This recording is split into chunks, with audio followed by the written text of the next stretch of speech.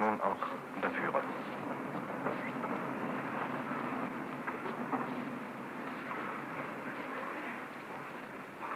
Der Reichstagspräsident eröffnet die Sitzung.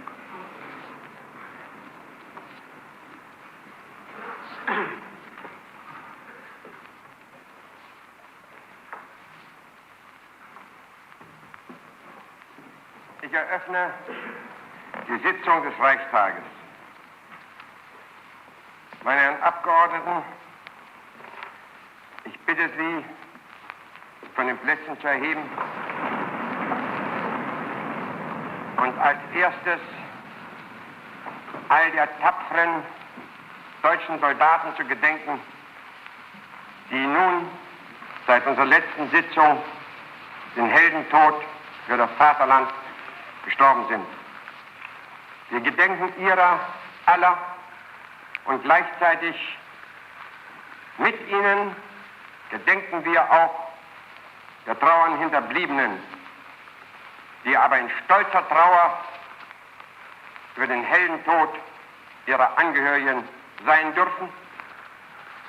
Denn dieses edle Blut ist es, das die gewaltigen Siege Deutschlands gesichert hat. Ich stelle fest, dass Sie sich zu Ehren unserer toten Kameraden erhoben haben.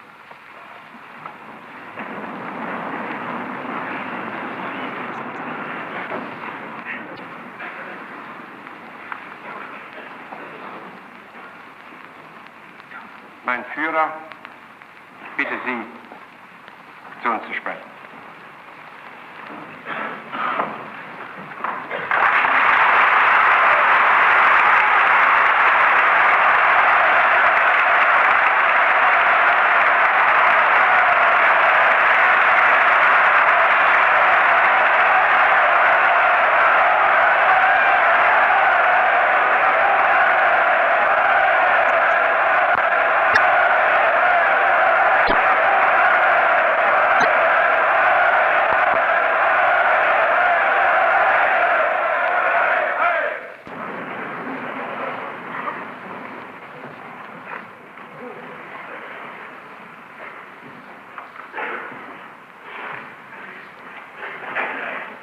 Abgeordnete, Männer des Deutschen Reichstags.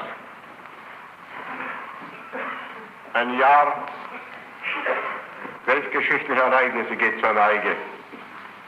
Ein Jahr größter Entscheidungen steht vor uns.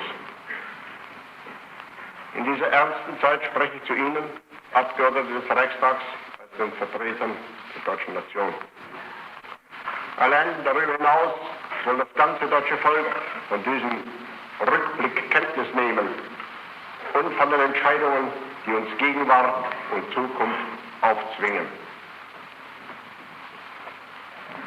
Nach der abermaligen Ablehnung meines Friedensangebotes im Jahr 1940 durch den derzeitigen britischen Ministerpräsidenten und der ihm tragenden oder beherrschenden Blicke war es klar, dass dieser Krieg gegen alle Gründe der Vernunft und der Notwendigkeit mit den Waffen bis zum Ende durchgekämpft werden muss.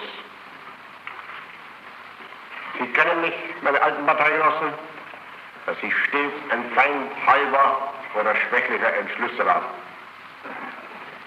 Wenn die Vorsehung es so gewollt hat, dass dem deutschen Volk dieser Kampf nicht erspart werden kann, dann will ich ihr dafür dankbar sein, dass sie mich mit der Führung eines historischen Ringes betraute, das für die nächsten 500 oder 1000 Jahre nicht nur unsere deutsche Geschichte, sondern die Geschichte Europas, ja der ganzen Welt entscheidend gestalten wird. Das deutsche Volk und seine Soldaten arbeiten und kämpfen heute nicht nur für sich und ihre Zeit, sondern für kommende, ja fernste Generationen. Eine geschichtliche Revision einmaligen Ausmaßes wurde uns vom Schöpfer aufgetragen, die zu vollziehen wir nunmehr verpflichtet sind.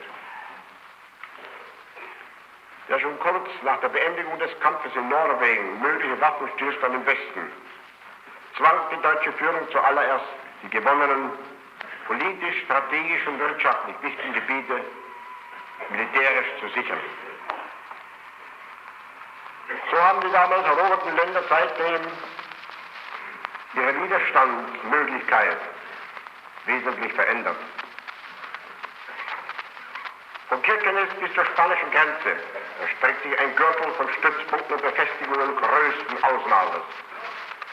Zahllose Flugplätze wurden gebaut oder im hohen Norden zum Teil aus dem Urgestein des Granits gesprengt. Marinebasen erhielten Schutzbauten für U-Boote in einem Ausmaß und in einer Stärke, dass sie sowohl von See aus als auch von der Luft aus praktisch unverletzbar sind.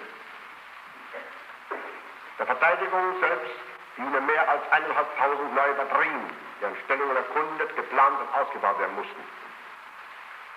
Ein Netz von Straßen und Eisenbahnen wurde angelegt, sodass heute die Verbindung zwischen der spanischen Grenze bis Bezamo unabhängig vom Meere sichergestellt ist.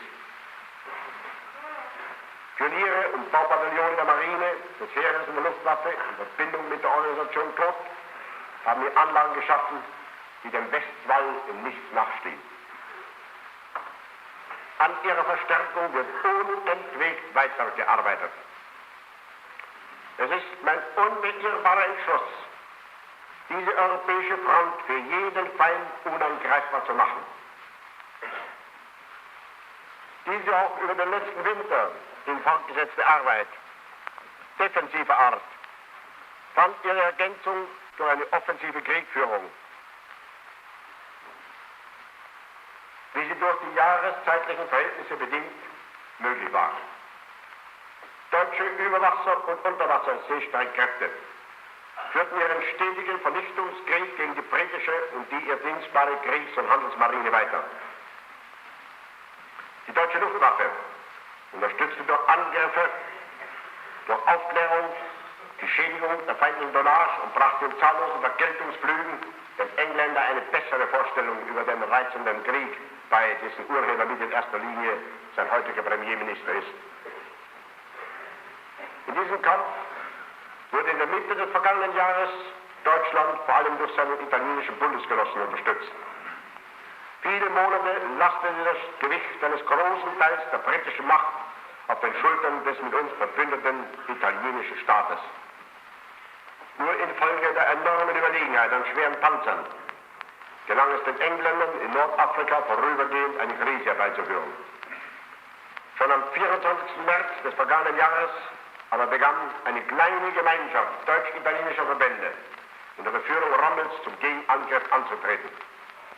Am 2. April fiel Acidavia, am 4. wurde Benghazi erreicht, am 8. zogen unsere gemeinsamen Verbände intern ein, am 11. wurde Tobruk eingeschlossen und am 12. April Pavia besetzt. Das deutsche Afrikakorps hat umso hervorragenderes geleistet, als den Deutschen rein klimatisch dieser Kriegsschauplatz vollkommen fremd und ungewohnt war. So wie einst in Spanien sind nunmehr in Nordafrika Deutsche und Italiener dem gleichen Feinde stets gemeinsam gegenübergetreten. Während durch diese kühnen Maßnahmen die nordafrikanische Front unserer beiden verbündeten Länder mit dem Blut deutscher und italienischer Soldaten wieder gesichert wurde, zog sich über Europa bereits der unheildrohende Schatten einer entsetzlichen Gefahr zusammen. Der bittersten Not gehorchen, habe ich mich im Herbst 1939 entschlossen, wenigstens den Versuch zu machen, durch das Ausschalten der akuten deutsch-russischen Spannungen die Voraussetzung für einen allgemeinen Frieden zu schaffen. Dies war psychologisch schwer infolge der Gesamteinstellung des deutschen Volkes und vor allem der Partei gegenüber dem Bolschewismus. Sachlich genommen aber leicht, da Deutschland in all den Gebieten, die England als von uns bedroht erklärte und mit Beistandspakten überfiel, tatsächlich immer nur wirtschaftliche Interessen gesehen und vertreten hatte. Denn ich darf Sie erinnern, meine Abgeordneten, dass England im ganzen Früh- und Hochsommer des Jahres 1939 zahlreichen Staaten und Ländern seinen Beistand anbot mit der Behauptung, Deutschland besäße die Absicht, bei ihnen einzufallen und sie ihrer Freiheit zu berauben. Das Deutsche Reich und seine Regierung konnten mit bestem Gewissen daher versichern, dass es sich dabei nur um Unterstellungen handelte, die der Wahrheit in keiner Weise entsprachen. Es kam dazu noch die nüchterne militärische Erkenntnis, dass im Falle eines Krieges, der durch die britische Diplomatie dem deutschen Volk aufgezwungen werden sollte, der Kampf nach zwei Fronten ohnehin nur mit sehr schweren Opfern durchführbar schien. Nachdem außerdem die baltischen Staaten, Rumänien und so weiter, der Annahme der britischen Beistandspakte zugeneigt waren und damit zu erkennen gaben, dass sie ebenfalls an eine solche Bedrohung glaubten, war es für die deutsche Reichsregierung nicht nur ein Recht, sondern auch eine Pflicht ihrerseits, die Grenzen der deutschen Interessen zu bestimmen. Die betroffenen Länder mussten allerdings auch zum Leidwesen des Deutschen Reiches selbst in kurzer Zeit erkennen, dass der einzige Faktor, der der stärkste Garant gegenüber dem drohenden Osten sein konnte, nur Deutschland war. So wie sie durch ihre eigene Politik die Verbindungen zum Deutschen Reich durchschnitten hatten und stattdessen sich dem Beistand der Macht anvertrauten, die in ihrem sprichwörtlichen Egoismus seit Jahrhunderten nie Beistand gab, sondern stets nur Hilfe forderte, waren sie verloren. Dennoch erregte das Schicksal dieser Länder das stärkste Mitempfinden des deutschen Volkes. Der Winterkampf der Finnen zwang uns ein Gefühl, gemischt aus Bitternis und Bewunderung auf. Bewunderung, weil wir selbst als Soldatenvolk für Heldendum und Aufopferung ein empfängliches Herz besitzen. Bitternis, weil wir mit dem Blick auf den drohenden Feind im Westen und auf die Gefahr im Osten militärisch zu helfen nicht in der Lage waren. So wie es klar wurde, dass Sowjetrussland aus der Abgrenzung der politischen deutschen Einflusssphären das Recht ableitete, die außerhalb lebenden Nationen praktisch auszurotten, war das weitere Verhältnis nur noch ein zweckbestimmtes, dem Vernunft und Gefühle feindlich gegenüberstanden. Von Monat zu Monat mehr wurde schon im Jahr 1940 die Erkenntnis gewonnen, dass die Pläne der Männer im Kreml bewusst auf die Beherrschung und damit Vernichtung ganz Europas hinzielten. Ich habe der Nation schon ein Bild des Aufmarsches der russischen militärischen Machtmittel im Osten gegeben. Zu einer Zeit, in der Deutschland nur wenige Divisionen in den an Russland angrenzenden Provinzen besaß. Nur ein Blinder konnte es übersehen, dass sich hier ein Aufmarsch von weltgeschichtlich einmaligen Dimensionen vollzog. Und zwar nicht, um etwas zu verteidigen, was nicht bedroht war, sondern nur um etwas anzugreifen, was zur Verteidigung nicht mehr fähig zu sein schien.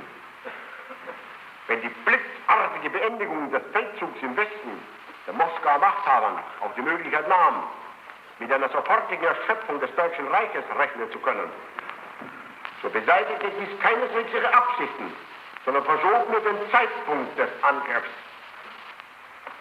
Im Sommer 1941 glaubte man den günstigsten Moment des Losschlagens zu sehen. Nun sollte ein neuer Mongolensturm über Europa wegbrausen. Für die gleiche Zeit aber versprach Mr. Churchill auch die Wende des englischen Kampfes gegen Deutschland.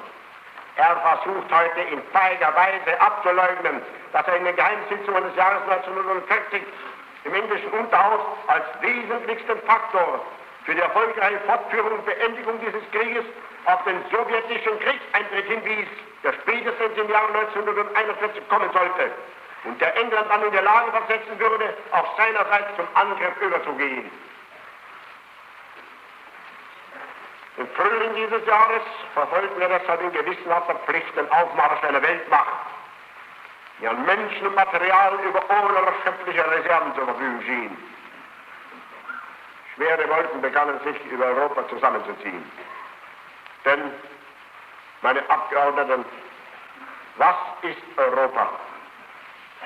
Es gibt keine geografische Definition unseres Kontinents, sondern nur eine volkliche und kulturelle. Nicht der Ural ist die Grenze dieses Kontinents, sondern immer jene Linie, die das Lebensbild des Westens von dem des Ostens trennt. Es gab eine Zeit, da war Europa jenes griechische Eiland, in das nordische Stämme vorgedrungen waren, um von dort aus zum ersten Mal ein Licht anzuzünden, das seitdem langsam aber stetig die Welt der Menschen zu erhellen begann. Und als diese Griechen den Einbruch der persischen Eroberer abwehrten, da verteidigten sie nicht ihre engere Heimat, die Griechenland war, sondern jenen Begriff, der heute Europa heißt. Und dann wanderte Europa von Hellas nach Rom. Mit dem griechischen Geist und der griechischen Kultur verbanden sich römisches Denken und römische Staatskunst. Ein Weltreich wurde geschaffen, das auch heute noch in seiner Bedeutung und fortzeugenden Kraft nicht erreicht, geschweige denn übertroffen wird, ist. Als aber die römischen Legionen gegenüber dem afrikanischen Ansturm Karthagos in 3 schweren Kriegen Italien verteidigten und endlich den Sieg erfochten, war es wieder nicht Rom, für das sie kämpften, sondern das die griechisch-römische Welt umfassende damalige Europa. Der nächste Einbruch gegen diesen Heimatboden der neuen menschlichen Kultur erfolgte aus den Weiten des Ostens.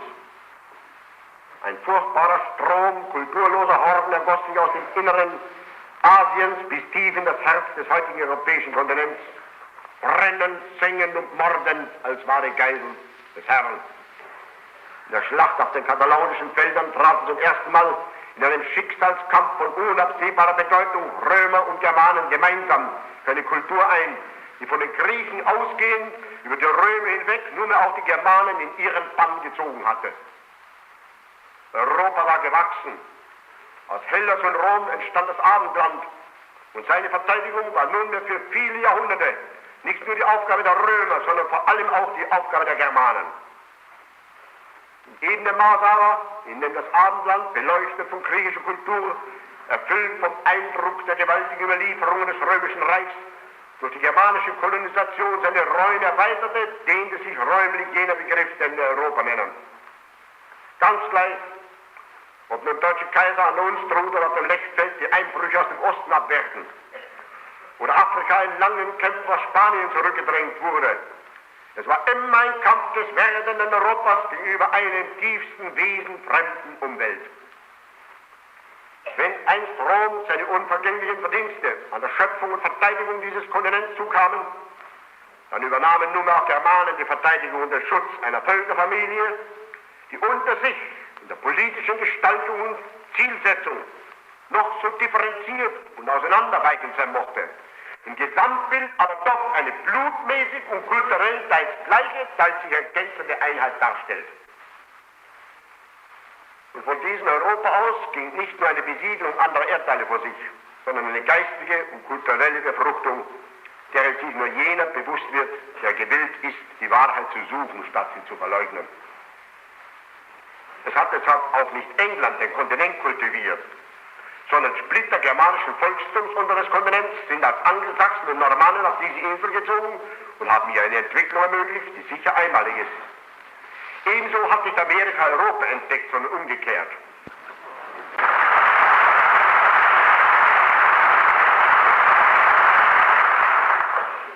Und all das, was Amerika nicht aus Europa bezogen hat, mag wohl einer verjudeten Mischrasse als bewunderungswürdig erscheinen. Europa aber sieht darin nur ein Zeichen des Verfalls in Kunst und kultureller Lebenshaltung, das Erbe jüdischen oder verlegerten Bluteinschlags.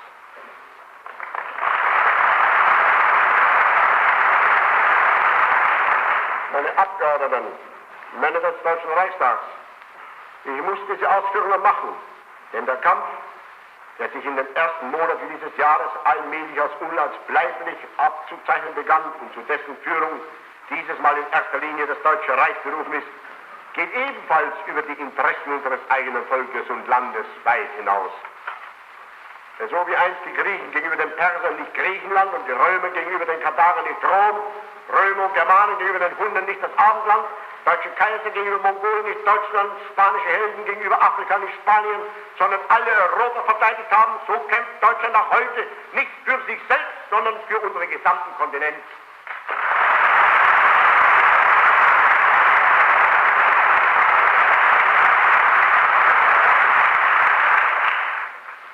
Und es ist ein glückliches Zeichen, dass diese Erkenntnis im Unterbewusstsein der meisten europäischen Völker heute so tief ist, dass sie, sei es durch offene Stellungnahme, sei es durch den Zustrom von Freiwilligen, an diesem Kampfe teilnehmen.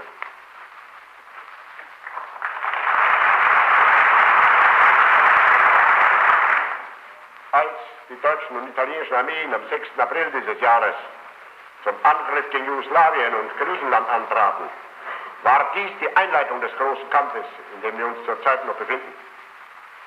Denn die Revolte, die in Belgrad zum Sturz des ehemaligen Prinzregenten und seiner Regierung führte, war bestimmend für den weiteren Ablauf der Geschehnisse in diesem Raum Europas. Wenn auch England an diesem Putsch maßgebend beteiligt war, spielte doch die Hauptrolle Sowjetrussland. Was ich Herrn Molotow anlässlich seines Besuches in Berlin verweigert hatte, glaubte Stalin nunmehr auf dem Umweg einer revolutionären Bewegung auch gegen unseren Willen erreichen zu können. Ohne Rücksicht auf die abgeschlossenen Verträge weiteten sich die Absichten der bolschewistischen Machthaber. Der Freundschaftspakt mit dem neuen revolutionären Regime erhellte blitzartig die Nähe der drohenden Gefahr. Was von der deutschen Wehrmacht in diesem Feldzug geleistet wurde, fand im Deutschen Reichstag am 4. Mai 1941 seine Würdigung. Was auszusprechen mir damals aber leider versagt bleiben musste, war die Erkenntnis, dass wir mit rasender Schnelligkeit der Auseinandersetzung mit einem Staat entgegengingen, der im Augenblick des Balkanfeldzuges nur deshalb noch nicht eingriff, weil sein Aufmarsch noch nicht vollendet und die Benutzung der Flughäfen, vor allem infolge der um diese Jahreszeit erst eintretenden Schneeschmelze und damit der Grundlosmachung der Rollfelder unmöglich war. Meine Abgeordneten, wir leben im Jahr 1940 durch Mitteilungen aus der englischen Unterhaus und durch Beobachtung der russischen Truppenverschiebungen an unseren Grenzen die Möglichkeit der Entstehung einer Gefahr im Osten des Reiches bewusst wurde, erteilte ich sofort die Anweisung zur Aufstellung zahlreicher neuer Panzer-Motto-Infanteriedivisionen. Die Voraussetzungen dafür waren sowohl personell als auch materiell reichlich vorhanden. Wie ich Ihnen, meine Abgeordneten und überhaupt dem ganzen deutschen Volk nur eine Versicherung geben kann. Wenn man auch in den Demokratien von Rüstung, wie leicht begreiflich, sehr viel redet, dann wird aber trotzdem im nationalsozialistischen Deutschland dafür immer noch mehr gearbeitet.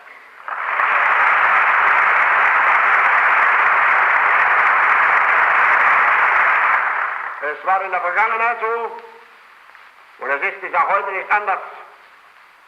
Jedes Jahr wird uns mit vermehrten und vor allem auch besseren Waffen dort finden, wo die Entscheidungen fallen.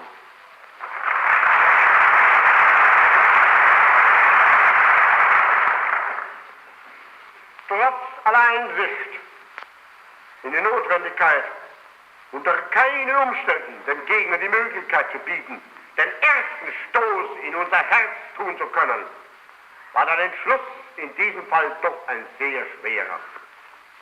Wenn die Artikelschreiber unserer demokratischen Zeitungen heute erklären, dass sie bei genauerer Kenntnis der Stärke des bolschewistischen Gegners es mir überlegt haben würde, zum Angriff zu schreiten, so verkennen sie ebenso sehr die Lage wie meine Person.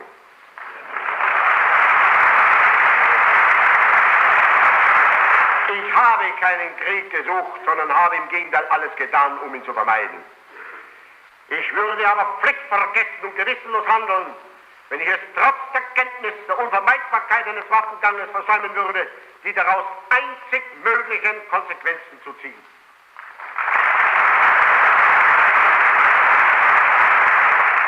Weil ich Sowjetrussland für die tödlichste Gefahr nicht nur des Deutschen Reiches, sondern für ganz Europa hielt, habe ich mich entschlossen, wenn möglich noch wenige Tage vor Ausbruch dieser Auseinandersetzung selbst das Signal zum Angriff zu geben.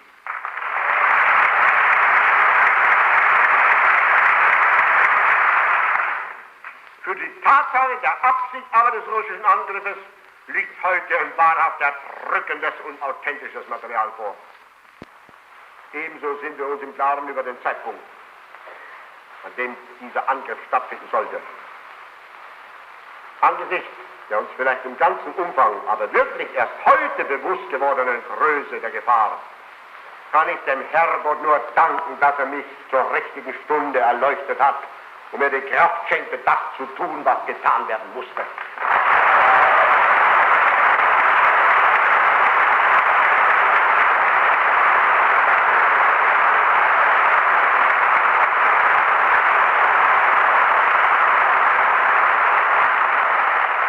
Dem verdanken nicht nur Millionen deutscher Soldaten ihr Leben, sondern ganz Europa sein Dasein. Denn das darf ich heute aussprechen. Wenn sich diese Welle von über 20.000 Panzern, Hunderten an Divisionen, Zehntausenden an Geschützen, begleitet von mehr als 10.000 Flugzeugen, unversehens über das Reich in Bewegung gesetzt haben würde, wäre Europa verloren gewesen. Das Schicksal hat eine Reihe von Völkern bestimmt, durch den Einsatz ihres Blutes diesen Stoß zuvorzukommen, beziehungsweise ihn aufzufangen. Hätte sich Finnland nicht sofort entschlossen, zum zweiten Mal die Waffen zu ergreifen, dann würde die gemächliche Bürgerlichkeit der anderen nordischen Staaten schnell ihr Ende gefunden haben.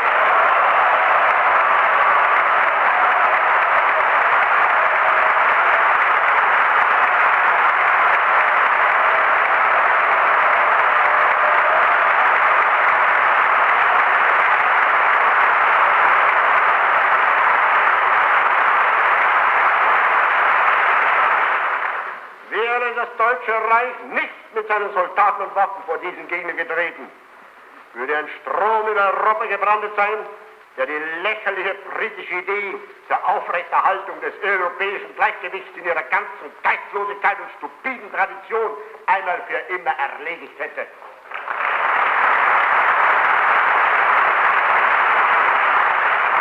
Würden nicht Slowaken, Ungarn und Rumänen den Schutz dieser europäischen Welt mitgenommen haben, dann wären die bolschewistischen Horden wie der Hundenschwarm eines Attila über die Donauländer gebraust und an den Gefilden des Ionischen Meeres würden heute Tataren und Mongolen die Revision des Vertrags von Montreux erzwingen.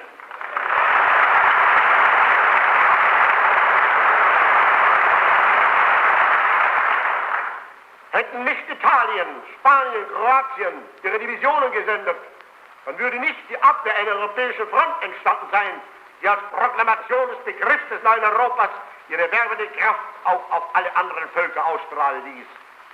Aus diesem ahnungsvollen Erkennen heraus sind von Nord- und Westeuropa die Freiwilligen gekommen. Norweger, Dänen, Holländer, Flamen, Belgier und so weiter, ja selbst Franzosen, die dem Kampf der verbündeten Mächte der Achse im wahrsten Sinn des Wortes den Charakter eines europäischen Kreuzzuges geben. Es ist noch nicht die Zeit, über die Planung und Führung dieses Feldzugs zu sprechen. Allein ich glaube schon jetzt, in diesem gewaltigsten Kampf aller Zeiten, bei dem sich durch die Größe des Raums, die Vielzahl und Gewalt der Ereignisse nur zu leicht die einzelnen Eindrücke erwischen und in der Erinnerung verblassen, in wenigen Sätzen auf das Erreichte hinweisen zu dürfen. Am 22. Juni begann im grauen Morgen der Angriff. Mit unwiderstehlicher Kühnheit waren jene Grenzbefestigungen durchstoßen worden, die bestimmt waren, den russischen Aufmarsch gegen uns vor jeder Überraschung zu sichern. Schon am 23. Juni war Grodno gefallen. Am 24. Juni war nach der Einnahme von Brest-Litovsk die Zitadelle niedergekämpft und ebenso Wilna und Kovno genommen. Am 26. Juni fiel Dünaburg. Am 10. Juli wurden die ersten beiden großen Umfassungsschlachten bei Bialystok und Minsk abgeschlossen. 324.000 Gefangene, 3.332 Panzer und 1.809 Geschütze fielen in unsere Hand. Schon am 13. Juli erfolgte an fast allen entscheidenden Stellen der Durchbruch durch die Stalinlinie. Am 16. fiel nach schweren Kämpfen Smolensk, denn am 19. Juli deutsche und rumänische Verbände den Übergang über den Dniester erzwangen. Am 6. August wurde in vielen Kesseln die Schlacht von Smolensk beendet. Wieder marschierten in deutsche Gefangenschaft 310.000 Russen, deren 3.205 Panzer und 3.120 Geschütze teils als vernichtet, teils als Beute gezählt werden konnten. Schon 3 Tage später vollendete sich das Schicksal einer weiteren russischen Heeresgruppe. Am 9. August wurden in der Schlacht von Uman wieder 103.000 Sowjetrussen gefangen, 317 Panzer, 1100 Geschütze zerstört oder erbeutet. Am 17. August fiel Nikolajew, am 21. wurde Kherson genommen. Am selben Tag fand die Schlacht bei Gomel ihren Abschluss mit 84.000 Gefangenen und 144 Panzern und 848 Geschützen, die abermals teils erbeutet, teils vernichtet worden waren. Am 21. August wurden die russischen Stellungen zwischen dem Ilmen- und Peipussee durchbrochen, der am 26. August der Brückenkopf und Dnepropetrovsk in unsere Hände kam. Schon am 28. des gleichen Monats zogen deutsche Truppen nach schweren Kämpfen in Reval und Baltisport ein, während am 30. Viipuri durch die Finnen genommen wurde. Mit der am 8. September erfolgten Eroberung von Schlüsselburg wurde Leningrad endgültig auch nach dem Süden hin abgeschlossen. Am 16. September gelang es, die Brückenköpfe über den Dnjepr zu bilden. Und schon am 8. September fiel Poltava in die Hand unserer Soldaten. Am 19. September erstürmten deutsche Verbände die Zitadelle von Kiew und am 22. wurde die Eroberung von Öso durch die Einnahme der Hauptstadt gekrönt. Nunmehr aber erst reiften die größten Operationen zu den erwarteten Erfolgen heran. Am 27. September war die Schlacht bei Kiew abgeschlossen. 665.000 Gefangene setzten sich in endlosen Kolonnen nach Westen in Bewegung. 884 Panzer, 3.178 Geschütze blieben in den Kesseln als Beute liegen. Schon am 2. Oktober begann die Durchbruchsschlacht nunmehr in der Mitte der Ostfront. Während am 11. Oktober die Schlacht am Asowschen Meer ihren erfolgreichen Abschluss fand. Wieder wurden 107.000 Gefangene, 212 Panzer, 672 Geschütze gezählt. Am 16. Oktober erfolgte nach hartem Kampf der Einzug der deutschen und rumänischen Verbände in Odessa.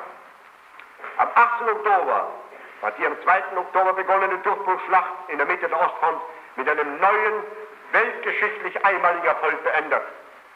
663.000 Gefangene waren das eine Ergebnis. 1.242 Panzer, 5.452 Geschütze, teils vernichtet und teils erbeutet das andere.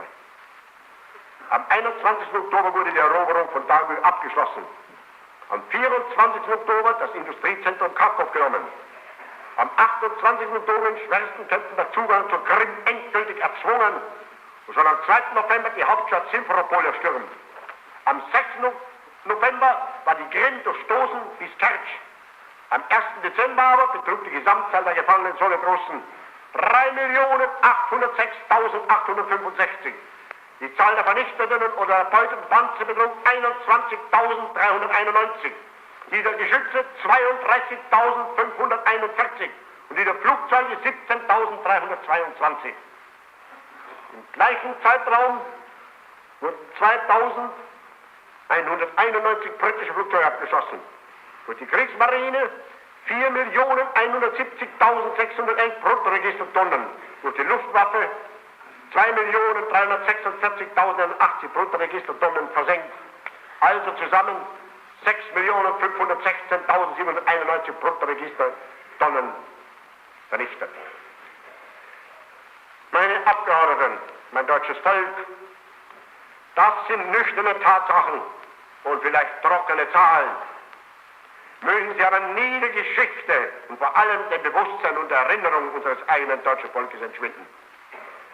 Denn hinter diesen Zahlen verbergen sich die Leistungen, Opfer und Entbehrungen, stehen der Heldenmut und die Todesbereitschaft von Millionen der besten Männer unseres eigenen Volkes und der mit uns verbündeten Staaten.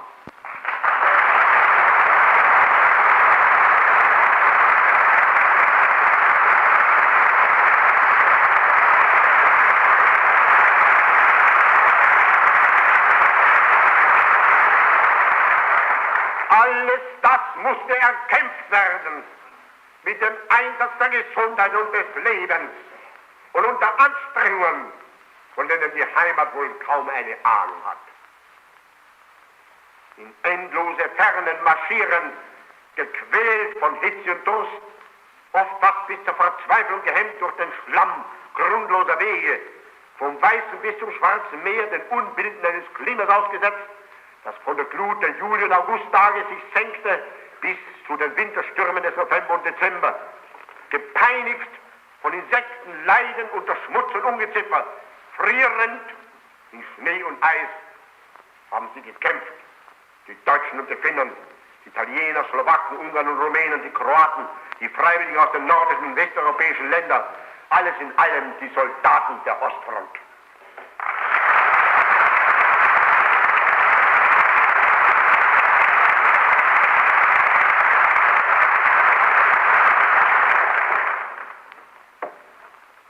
Der Einbruch des Winters allein wird dieser Bewegung nunmehr eine Hemmung auferlegen. Der Einbruch des Sommers wird die Bewegung wieder nicht mehr verhindern können. Ich will an diesem Tag keine einzelnen Waffen nennen, will keine Führung rühmen. Sie haben alle ihr Höchstes gegeben. Und doch verpflichten Einsicht und Gerechtigkeit, eines immer wieder festzustellen. Von all unseren deutschen Soldaten trägt so wie einst auch heute die schwerste Last des Kampfes unsere einzig dastehende Infanterie.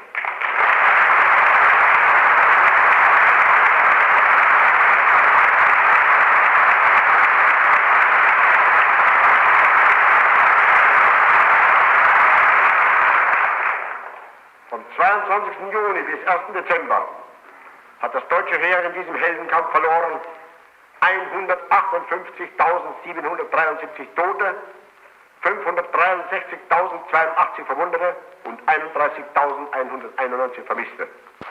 Die Luftwaffe 3.231 Tote, 8.453 Verwundete, 2.028 Vermisste. Die Kriegsmarine 310 Tote, 232 Verwundete und 115 Vermisste. Mithin die deutsche Wehrmacht zusammen 162.314 Tote, 571.767 Verwundete und 33.334 Vermisste. Also an Toten und Verwundeten etwas mehr als das Doppelte der Sommerschlacht des Weltkriegs. An Vermissten etwas weniger als die Hälfte der damaligen Zahl. Alles aber Väter und Söhne unseres deutschen Volkes. Und nun lassen Sie mich demgegenüber zu jener anderen Welt Stellung nehmen, die ihren Repräsentanten in dem Mann hat, der während die Völker und ihre Soldaten in Schnee und Eis kämpfen, in taktvoller Weise vom Kaminfeuer aus zu plaudern pflegt. Und damit also vor allem von jenem Mann, der Hauptschuldige an diesem Krieg ist.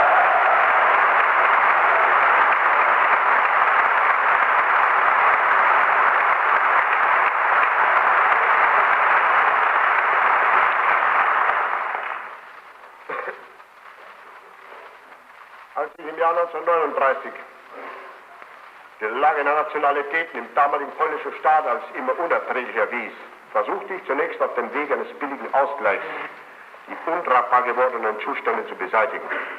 Es schien eine gewisse Zeit so, als ob die polnische Regierung selber ernstlich erwogen hätte, einer vernünftigen Lösung zuzustimmen. Ich darf hier noch einfügen, dass bei all diesen Vorschlägen von deutscher Seite nichts gefordert wurde, was nicht schon früher deutsches Eigentum gewesen war. Ja, dass wir im Gegenteil auf sehr viel Verzicht leisteten, was vor dem Weltkrieg Deutschland gehörte. Sie erinnern sich noch der dramatischen Entwicklung dieser Zeit, dass sich fortgesetzt erhöhen Opfer der deutschen Volksgruppe. Sie sind, meine Abgeordneten, am besten in der Lage, die Schwere dieser Blutopfer zu ermessen, wenn Sie sie im Vergleich setzen zu den Opfern des jetzigen Krieges. Denn der bisherige Feldzug im Osten hat die gesamte deutsche Wehrmacht rund 160.000 Tote gekostet. Allein im tiefsten Frieden sind damals in wenigen Monaten in Polen allein über 62.000 Volksdeutsche zum Teil unter grausamsten Marteln getötet worden. Dass das Deutsche Reich ein Recht besaß, solche Zustände an seiner Grenze zu beanstanden und auf ihre Beseitigung zu drängen, überhaupt auch auf seine Sicherheit bedacht zu sein, dürfte wohl kaum bestritten werden in einer Zeit, in der andere Länder Elemente ihrer Sicherheit sogar in fremden Kontinenten suchen. Die Probleme, die korrigiert werden sollten, waren territorial genommen unbedeutend. Im Wesentlichen handelt es sich um Danzig und um die Verbindung der abgerissenen Provinz Ostpreußen mit dem übrigen Reich. Schwerer wogen die grausamen Verfolgungen, denen die Deutschen gerade in Polen ausgesetzt waren. Ein nicht minder schweres Schicksal hatten dort übrigens auch die anderen Minoritäten zu dulden. Als ich nun in den Augusttagen die Haltung Polens dank der als Blankenvollmacht ausgestellten Garantie Englands immer mehr verstärkte, sah sich die deutsche Reichsregierung, und zwar zum letzten Mal, veranlasst, einen Vorschlag zu unterbreiten, aufgrund dessen sie bereit war, in Verhandlungen mit Polen einzutreten, und von denen sie dem damaligen englischen Botschafter wörtlich Kenntnis gab. Ich darf diese Vorschläge am heutigen Tag der Vergessenheit entreißen und sie Ihnen wieder zur Erinnerung bringen. Vorschlag für eine Regelung des Danzig-Korridor-Problems sowie der deutsch-polnischen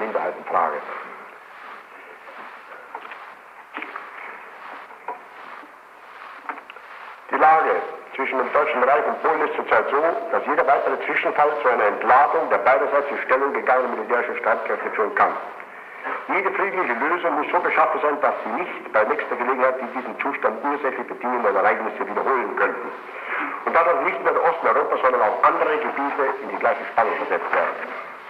Die Ursachen dieser Entwicklung liegen erstens in der unmöglichen Grenzziehung, wie sie durch das Versailler Diktat vorgenommen wurden, zweitens in der unmöglichen Behandlung der Minderheiten in abgetrennten Gebieten. Ich komme nun zu den Vorschlägen selbst. Erstens, aus diesen Erwägungen ergeben sich folgende praktische Vorschläge. Die freie Stadt Danzig kehrt aufgrund ihres rein deutschen Charakters sowie des einmütigen Willens ihrer Bevölkerung sofort in das Deutsche Reich zurück. Zweitens, das Gebiet des sogenannten Korridors, das von der Ostsee bis zu der Linie Marienwerder, Graudenz, Kulm, Bromberg diese Städte einschließend und dann etwa westlich nach Schönland gereicht, wird über seine Zugehörigkeit zu Deutschland und zu Polen selbst entscheiden. Zu diesem Zweck wird dieses Gebiet eine Abstimmung vornehmen. Abstimmungsberechtigt sind alle Deutschen, die am 1. Januar 1918 in diesem Gebiet wohnhaft waren oder bis zu diesem Tag dort geboren wurden. Und desgleichen alle an diesem Tage in diesem Gebiet wohnhaft gewesenen oder bis zu diesem Tag dort geborenen Polen, Kaschuben und so weiter. Die aus diesem Gebiet vertriebenen Deutschen kehren zur Erfüllung der Abstimmung zurück. Zur Sicherung einer objektiven Abstimmung sowie zur Gewährleistung der dafür notwendigen umfangreichen Vorarbeiten wird dieses erwähnte Gebiet ähnlich dem Saargebiet einer sofort zu bildenden internationalen Kommission unterstellt, die von den 4 Großmächten Italien, Sowjetunion, Frankreich, England gebildet wird. Diese Kommission übt alle Hoheitsrechte in diesem Gebiet aus. Zu dem Zweck ist dieses Gebiet in einer zu vereinbarenden kürzesten Frist von den polnischen Militärs, der polnischen Polizei und der polnischen Behörden zu räumen. Viertens, von diesem Gebiet bleibt ausgenommen der polnische Hafen Gittingen, der grundsätzlich polnisches Hoheitsgebiet ist, insoweit das sich territorial auf die polnische Siedlung beschränkt. Die näheren Grenzen dieser polnischen Hafenstadt wären zwischen Deutschland und Polen festzulegen und nötigenfalls durch ein internationales Schiedsgericht festzusetzen.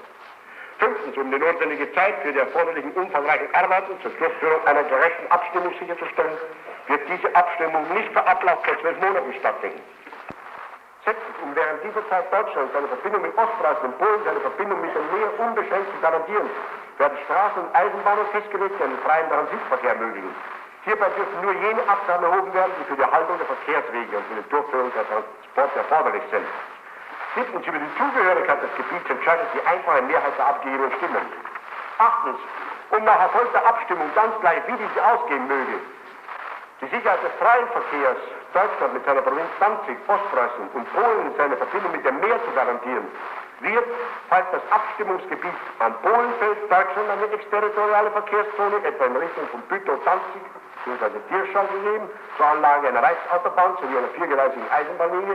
Der Bau der Straßen der Eisenbahn wird so durchgeführt, dass die polnischen Kommunikationswege dadurch nicht berührt, das heißt entweder über- oder unterfahren werden. Die Breite dieser Zone wird auf einen Kilometer festgesetzt, das deutsche Hoheitsgebiet. Fällt die Abstimmung zugunsten Deutschlands aus, erhält Polen zum freien und uneingeschränkten Verkehr nach seinem Hafen Gittingen die gleichen Rechte einer ebenso exterritorialen Straßen- bzw. Bahnverbindung wie in Deutschland zustehen wird. Neunstens, im Fall des Zurückfallens des Korridors an das Deutsche Reich erklärt sich dieses bereit, einen Bevölkerungsaustausch mit Polen in dem Ausmaß vorzunehmen, als der Korridor hierfür geeignet ist. Zehntens, die etwa von Polen gewünschten Sonderrechte im Hafen von Danzig würden paritätisch ausgehandelt werden, mit gleichen Rechten Deutschland im Hafen von Gittingen. 11. Um in diesem Gebiet jedes Gefühl einer Bedrohung auf beiden Seiten zu beseitigen, würden Danzig und Gittingen den Charakter reiner Handelsstädte halten, das heißt ohne militärische Anlagen und militärische Befestigung.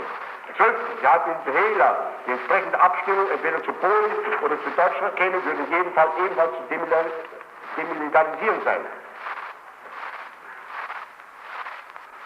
Das Gleiche betrifft die Vorschläge über die Sicherung der Minoritäten. Es ist dies ein Vertragsvorschlag, wie er loyaler, großzügiger überhaupt von keiner Regierung gemacht werden konnte, als von der nationalsozialistischen Führung des Deutschen Reichs. Die damalige polnische Regierung nun hat es abgelehnt, auf diese Vorschläge auch nur zu reagieren. Es erhebt sich dabei aber doch die Frage, wie konnte ein so unbedeutender Status wagen, solche Vorschläge einfach zu negieren und darüber hinaus nicht nur zu weiteren Grausamkeiten gegenüber den Deutschen, die diesem Land die ganze Kultur geschenkt hatten, zu greifen, sondern sogar noch die allgemeine Mobilmachung anzuordnen. Der Einblick in die Dokumente des Auswärtigen Amtes in Warschau hat uns allen später die überraschende Aufklärung gegeben. Ein Mann war es, der mit teuflischer Gewissenlosigkeit seinen gesamten Einfluss zur Anwendung brachte, um Polen in seinem Widerstand zu bestärken und jede Möglichkeit einer Verständigung auszuschalten. Die Berichte, die der damalige polnische Gesandte in Washington, Graf Potocki, seine Regierung in Warschau schickte, sind Dokumente, aus denen mit erschreckender Deutlichkeit hervorgeht, wie sehr ein einziger Mann und die ihn treibenden Kräfte mit der Verantwortung für den Zweiten Weltkrieg belastet sind. Es erhebt sich zunächst die Frage, aus welchen Gründen konnte dieser Mann in eine so fanatische Feindschaft gegenüber einem Land verfallen, das bisher in seiner ganzen Geschichte weder Amerika noch ihm selbst irgendein Leid zugefügt hatte. Soweit es sich um die Stellung Deutschlands zu Amerika handelt, ist Folgendes zu sagen. Erstens, Deutschland ist vielleicht die einzige Großmacht, die weder auf dem nord- noch südamerikanischen Kontinent jemals eine Kolonie besetzen oder sie sonst politisch betätigt hat. Es sei denn, durch die Auswanderung vieler Millionen Deutscher und der Mitarbeit, aus der amerikanische Kontinent und Sonderheit die Vereinigten Staaten aber nur Nutzen gezogen haben. Zweitens, das Deutsche Reich hat in der ganzen Geschichte der Entstehung und des Bestehens der Vereinigten Staaten niemals eine politisch ablehnende oder gar feindselige Haltung eingenommen. Wohl aber mit dem Blut vieler seiner Söhne mitgeholfen, die Vereinigten Staaten zu verteidigen.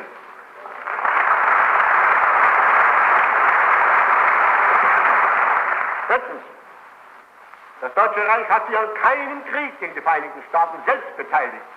Wohl aber wurde es von den Vereinigten Staaten im Jahr 1917 mit Krieg überzogen. Und zwar aus Gründen, die durch einen Ausschuss restlos aufgeklärt worden sind, den der jetzige Präsident Roosevelt zur Prüfung dieser Frage selbst eingesetzt hatte. Gerade dieser Untersuchungsausschuss zur Klärung der Gründe des amerikanischen Kriegseintritts hat einwandfrei festgestellt, dass diese für den amerikanischen Kriegseintritt 1917 ausschließlich auf dem Gebiet der kapitalistischen Interessen einiger kleiner Gruppen lagen, dass Deutschland selbst jedenfalls keinerlei Absicht hatte, mit Amerika in einen Konflikt zu geraten. Auch sonst gibt es zwischen dem amerikanischen und dem deutschen Volk keine Gegensätze, seien sie territorialer oder politischer Art, die irgendwie die Interessen oder gar die Existenz der Vereinigten Staaten berühren können. Die Verschiedenheit der Staatsformen war immer gegeben. Sie kann aber überhaupt nicht als ein Grund für Feindseligkeiten im Völkerleben herangezogen werden, solange sich nicht eine Staatsform bemüht, außerhalb des ihr natürlich gegebenen Bereiches in andere einzugreifen. Amerika ist eine von einem Präsidenten mit großer autoritärer Vollmacht geleitete Republik. Deutschland war einst eine von einer bedingten Autorität geführte Monarchie, später eine autoritätslose Demokratie, heute eine von starker Autorität geführte Republik. Zwischen beiden Staaten liegt ein Ozean. Die Divergenzen zwischen dem kapitalistischen Amerika und dem bolschewistischen Russland müssten, wenn überhaupt diese Begriffe etwas Wahres in sich hätten, wesentlich größer sein als zwischen dem von einem Präsidenten geführten Amerika und dem von einem Führer geleiteten Deutschland.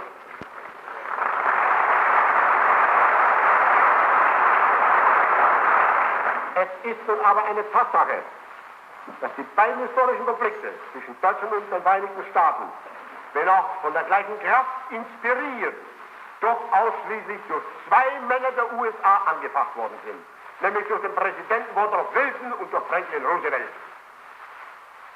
Das Urteil über Wilson hat die Geschichte selbst gesprochen. Sein Name bleibt verbunden mit einem der gemeinsten Wortbrüche aller Zeiten. Die Folgen seines Wortbruchs waren eine Zerrüttung des Lebens der Völker. Nicht nur bei den sogenannten Besiegten, sondern auch bei den Siegern selbst.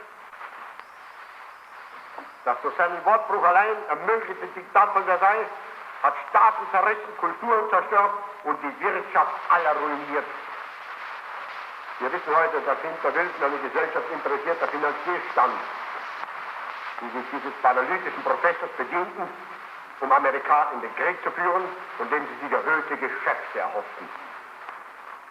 Dass das deutsche Volk diesem Mann einst geglaubt hatte, musste es mit dem Zusammenbruch seiner politischen und wirtschaftlichen Existenz bezahlen. Welches ist nun der Grund, dass nach so bitteren Erfahrungen sich wieder ein Präsident der Vereinigten Staaten findet, der erneut seine einzige Aufgabe darin sieht, Kriege entstehen zu lassen und vor allem die Feindschaft gegen Deutschland bis zum Kriegsausbruch zu steigern. Der Nationalsozialismus kam in Deutschland im selben Jahr zur Macht, an dem Roosevelt zum Präsidenten der Vereinigten Staaten gewählt wurde. Es ist nun wichtig, die Momente zu prüfen, die als Ursache der heutigen Entwicklung angesehen werden müssen. Zunächst die persönliche Seite. Ich verstehe nur zu wohl, dass zwischen der Lebensauffassung und Einstellung des Präsidenten Roosevelt und meiner eigenen ein weltweiter Abstand ist.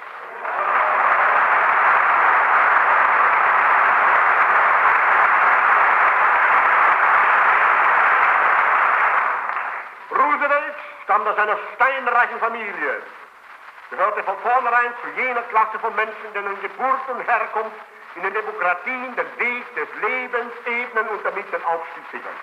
Ich selbst war nur das Kind einer kleinen und armen Familie und musste mir unter unzähligen Mühen durch Arbeit und Fleiß meinen Weg erkämpfen. Als der Weltkrieg kam, hatte Roosevelt in einer unter dem Schatten Wilsons befindlichen Stellung den Krieg aus der Sphäre des Verdienenden miterlebt. Da kennt der Herr nur die angenehmen Folgen der Auseinandersetzung von Völkern und Staaten, die sich für den ergeben, der dort Geschäfte macht, wo andere verbluten. In dieser gleichen Zeit war mein eigenes Leben wieder auf der ganz anderen Seite gelegen. Ich gehörte nicht zu denen, die Geschichte oder gar Geschäfte machen, sondern nur zu denen, die Befehle ausführen. Als gewöhnlicher Soldat habe ich mich bemüht, in diesen 4 Jahren vor den Feinden eine Pflicht zu erfüllen und kehrte aus dem Krieg natürlich genau gerade so arm zurück, wie ich im Herbst 1914 in ihn gezogen war. Ich habe also mein Schicksal mit dem von Millionen geteilt. Herr Franklin Roosevelt, das seine mit dem der sogenannten oberen 10.000.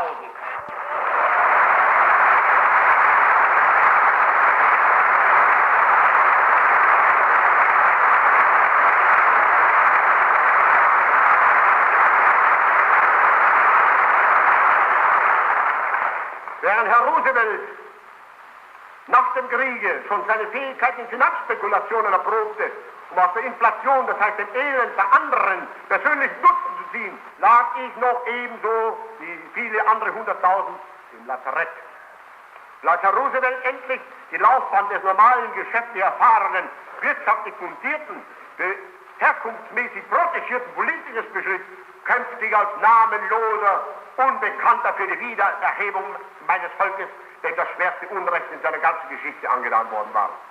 2 Lebenswege.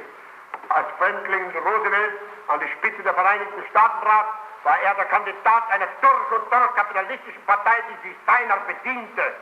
Und als ich Kanzler des Deutschen Reiches wurde, war ich der Führer einer Volksbewegung, die ich selbst geschaffen hatte.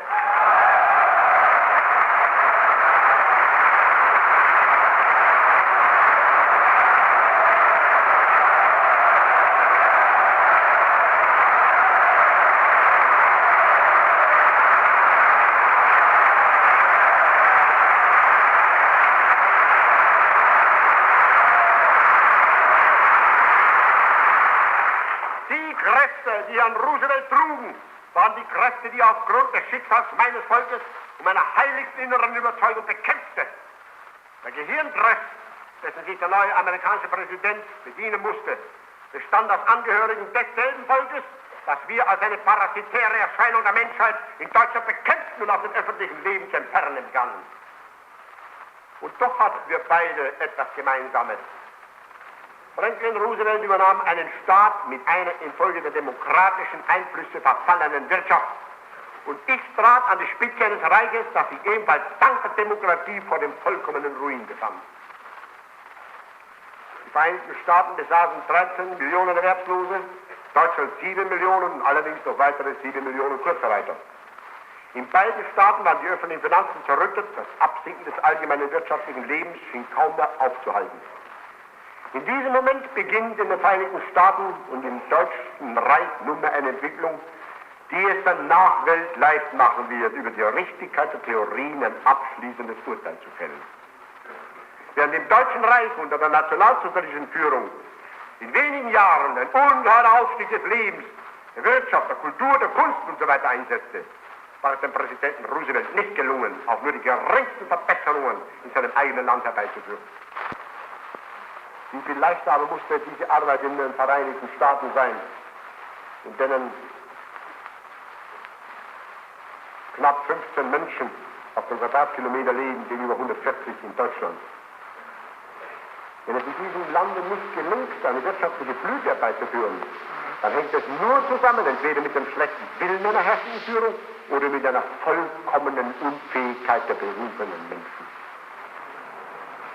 In knapp 5 Jahren waren in Deutschland die wirtschaftlichen Probleme gelöst und die Erwerbslosigkeit beseitigt. In derselben Zeit hat der Präsident Roosevelt die Staatsschulden seines Landes auf das Ungeheuerlichste erhöht, den Dollar entwertet, die Wirtschaft noch mehr zerrüttet und die Erwerbslosenzahl beibehalten. Dies ist aber nicht verwunderlich, wenn man bedenkt, dass die Geister, die dieser Mann zu seiner Unterstützung gerufen hat, oder besser, die ihn gerufen hatten, zu jenen Elementen gehören, die als Juden ein Interesse nur an der Zerrüttung und niemals an der Ordnung besitzen können. Während wir im nationalsozialistischen Deutschland die Spekulation bekämpften, erlebte sie unter der Ära Roosevelt eine staunenswerte Blüte.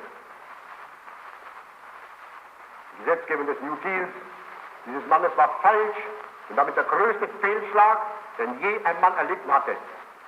Es gibt keinen Zweifel darüber, dass eine Fortsetzung dieser Wirtschaftspolitik in Friedenszeiten diesen Präsidenten früher oder später trotz all seiner dialektischen Geschicklichkeit zum Scheitern gebracht haben würde. In den europäischen Staaten würde er sicherlich sein Ende vor dem Staatsgerichtshof wegen willkürlicher Verschleuderung des nationalen Vermögens gefunden haben. Vor einem bürgerlichen Gericht, aber wegen schuldhafter Geschäftsgebarung dem Gefängnis kaum entgangen sein.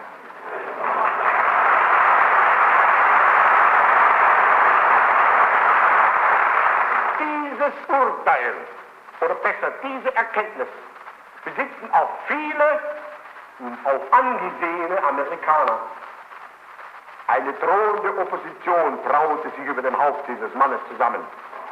Sie ließen ahnen, dass nur eine Ablenkung der Aufmerksamkeit der öffentlichen Meinung von seiner inneren Politik zur äußeren hin Rettung bringen konnte.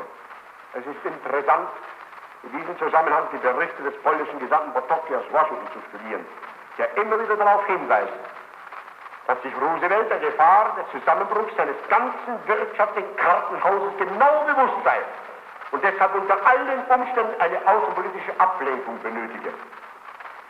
Er wurde darin bestärkt durch den Kreis der ihn umgebenden Juden, die aus alttestamentarischer Rachsucht in den Vereinigten Staaten das Instrument zu sehen glaubten, um mit ihm den europäischen, immer antisemitischer werdenden Nationen ein zweites Purim bereiten zu können. Es war der Jude in seiner ganzen satanischen Niedertracht, der sich um diesen Mann scharte, nachdem dieser Mann aber auch griff. So beginnt ein steigender Einfluss des amerikanischen Präsidenten sich in dem Sinn auszuwirken, Konflikte zu schaffen oder vorhandene Konflikte zu vertiefen, auf alle Fälle aber zu verhindern, dass Konflikte eine friedliche Lösung finden.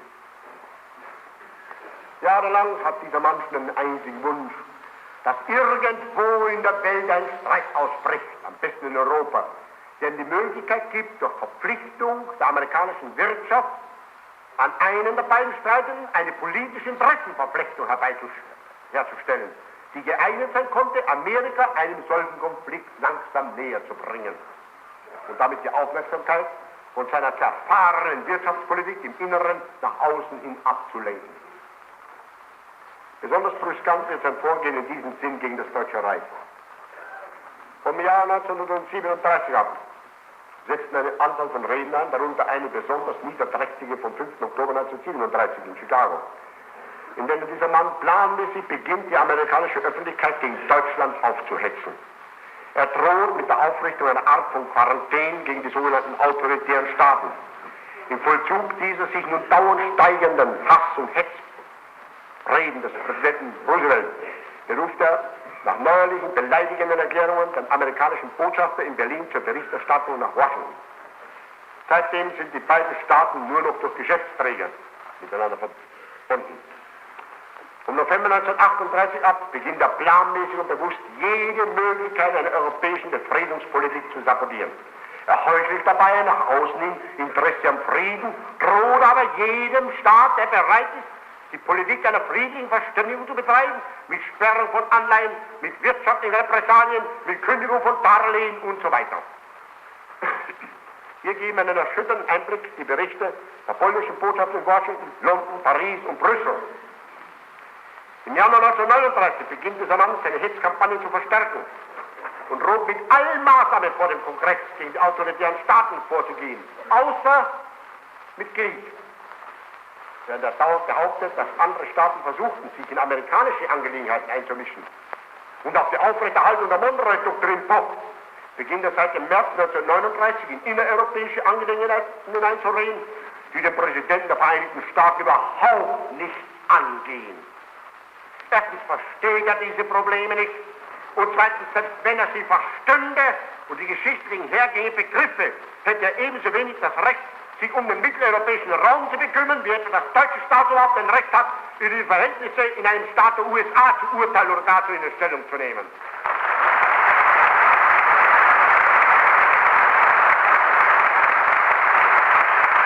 Ja, Herr Roosevelt geht noch weiter. Entgegen allen völkerrechtlichen Bestimmungen erklärt er Regierungen, die ihm nicht passen, nicht anzuerkennen, Neuordnungen nicht entgegenzunehmen, Gesandtschaften von längst aufgelösten Staaten zu belassen oder gar als rechtmäßige Regierungen einzusetzen. Endlich geht er so weit, mit solchen Gesandten Verträge abzuschließen, die ihm dann sogar das Recht geben, fremde Territorien einfach zu besetzen.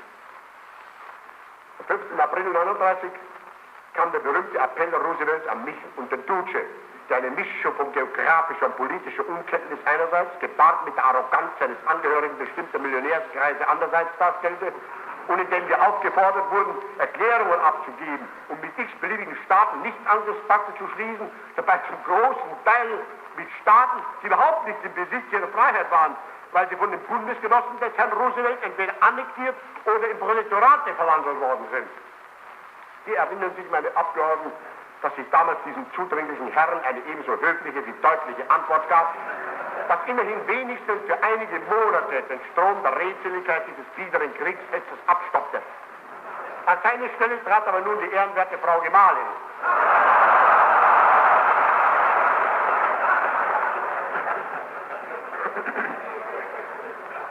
Sie lehnte es ab, mit ihren Söhnen in einer Welt leben zu wollen, wie wir sie besitzen. Das ist allerdings verständlich, denn dies ist eine Welt der Arbeit und nicht eine solche des Betrugs und der Schiebungen.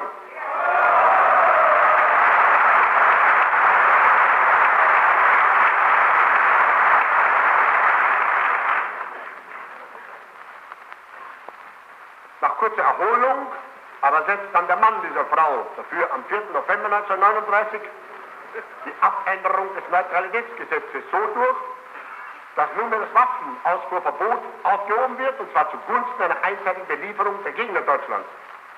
Er beginnt dann so ähnlich wie in Ostasien mit China auch hier über den Umweg einer wirtschaftlichen Verflechtung eine früher oder später wirksam werdende Interessengemeinschaft herzustellen.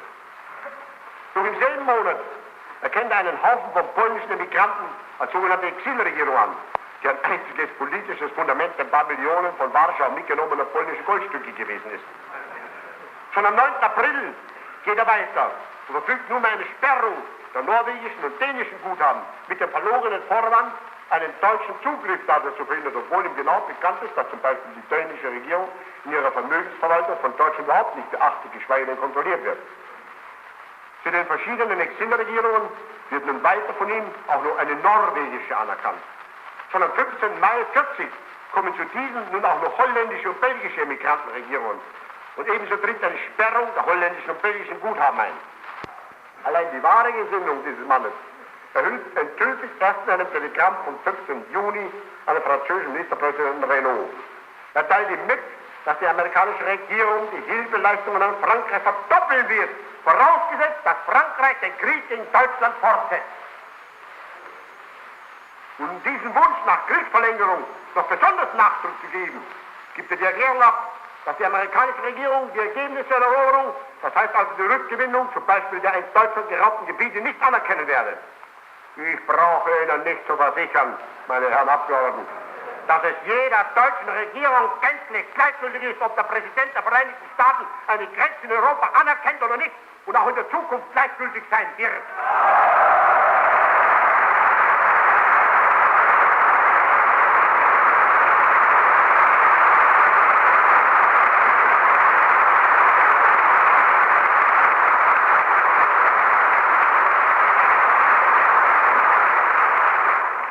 den Fall nur zur Charakterisierung der planmäßigen Hetze dieses Mannes an, der vom Frieden heuchelt und ewig nur zum Kriege hetzt. Denn nun überfällt ihn die Angst, dass im Fall eines Zustandekommens eines europäischen Friedens die Milliardenvergeudung seiner Aufrüstung in kurzer Zeit als glatter Betrug erkannt wird, da niemand Amerika dann angreift, wenn dieses nicht selbst den Angriff provoziert. Am 17. Juni 1940 verfügt der Präsident der Vereinigten Staaten die Sperrung der französischen Guthaben, um, wie er sie ausdrückt, sie dem deutschen Zugriff zu entziehen.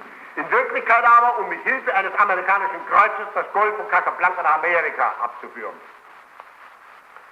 Um Juli 40 steigern sich die Maßnahmen Roosevelts immer mehr, sei es durch den Eintritt amerikanischer Staatsangehöriger in die britische Luftwaffe oder durch die Ausbildung von englischem Flugpersonal in den Vereinigten Staaten, den Weg zum Kriege selbst zu finden.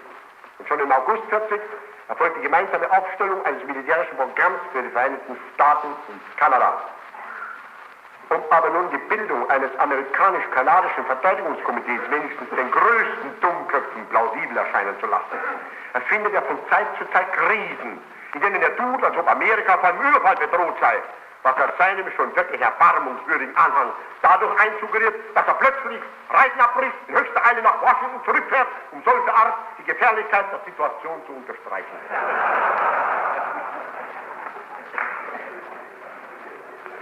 Im September 1940 nähert er sich dem Krieg noch mehr. Er tritt an die englische Flotte 50 Zerstörer der amerikanischen Flotte ab, wofür er allerdings militärische Stützpunkte in den britischen Besitzungen von Nord- und Mittelamerika übernimmt. Wie denn überhaupt eines erst im Nachwelt klären wird, nämlich inwieweit bei all diesem Hass gegen das soziale Deutschland auch noch die Absicht mitspielt, das britische Empire in der Stunde des Verfalls möglichst sicher und gefahrlos übernehmen zu können.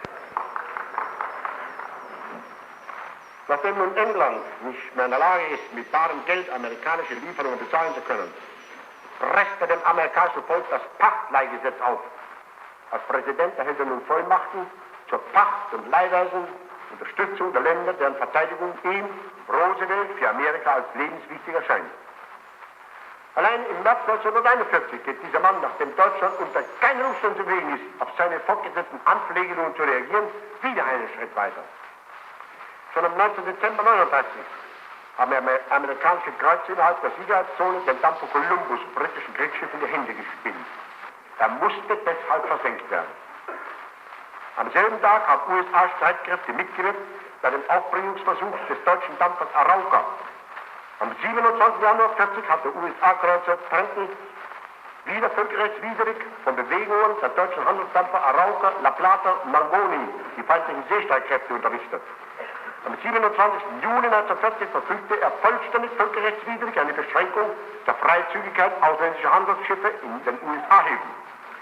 Im November 1940 ließ er die deutschen Dampfer Phrygia, Idawald und Rhein, die USA-Kriegsschiffe, so lange verfolgen, bis sich diese Dampfer endlich selbst versenken mussten, um nicht dem Feind in die Hand zu fallen. Am 13. April 1941 erfolgte die Freigabe des Verkehrs durch das Rote Meer für USA-Schiffe zur Versorgung der britischen Armeen im Nahen Osten. Im Monat März war unterdessen bereits die Beschlagnahme aller deutschen Schiffe durch die amerikanischen Behörden erfolgt. Deutsche Reichsangehörige wurden dabei in den würdigendsten Weise behandelt, ihnen gänzlich völkerrechtswidrig bestimmte Aufenthaltsorte angewiesen, Reisebeschränkungen auferlegt und so weiter. 2 aus kanadischer Gefangenschaft entkommene deutsche Offiziere wurden ebenfalls entgegen allen völkerrechtlichen Bestimmungen gefesselt und wieder an die kanadischen Behörden ausgeliefert. Am 27. März begrüßt derselbe Präsident, der gegen jede Aggression ist, die durch eine Aggression in Belgrad nach dem Sturz der legalen Regierung ans Ruder gekommene Putschisten-Klick, Simovic und Genossen. Der Präsident Roosevelt schickt schon monatelang vorher den Oberst Donovan, ein vollständig minderwertiges Subjekt, in seinem Auftrag auf dem Balkan, um dort zu versuchen, in Sofia und in Belgrad einen Aufstand gegen Deutschland und Italien herbeizuführen.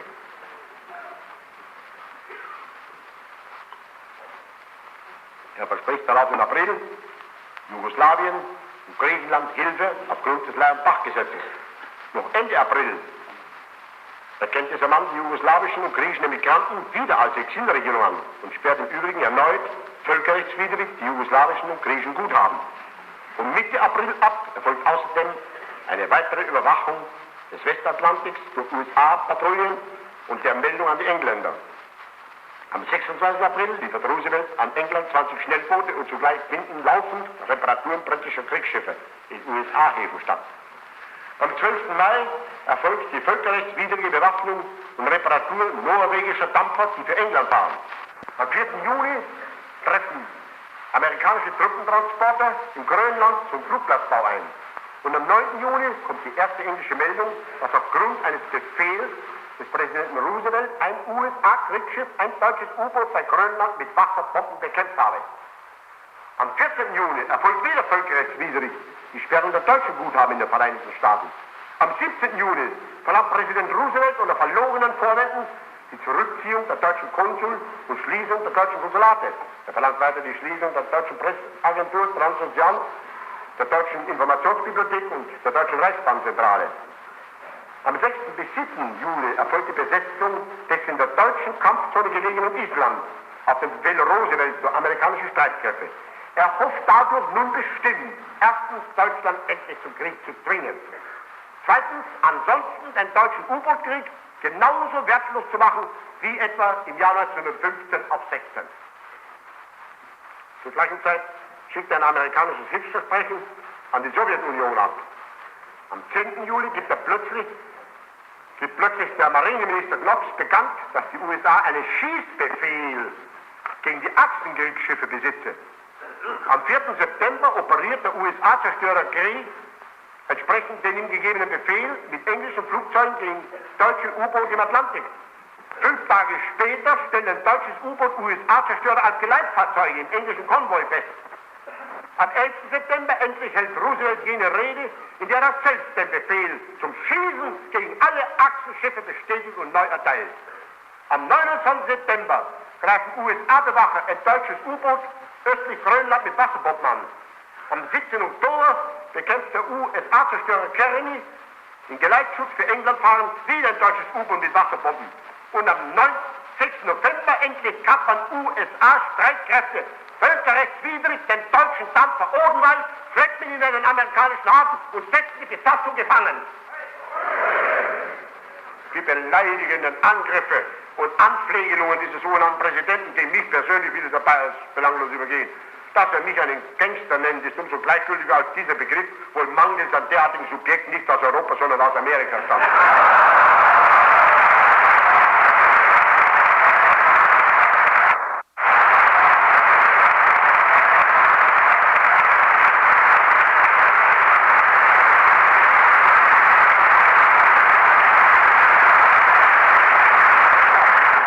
Aber abgesehen davon kann ich von Herrn Roosevelt überhaupt nicht beleidigt werden, denn ich halte ihn genauso wie einst es Woodrow Wilson war, ebenfalls für geisteskrank.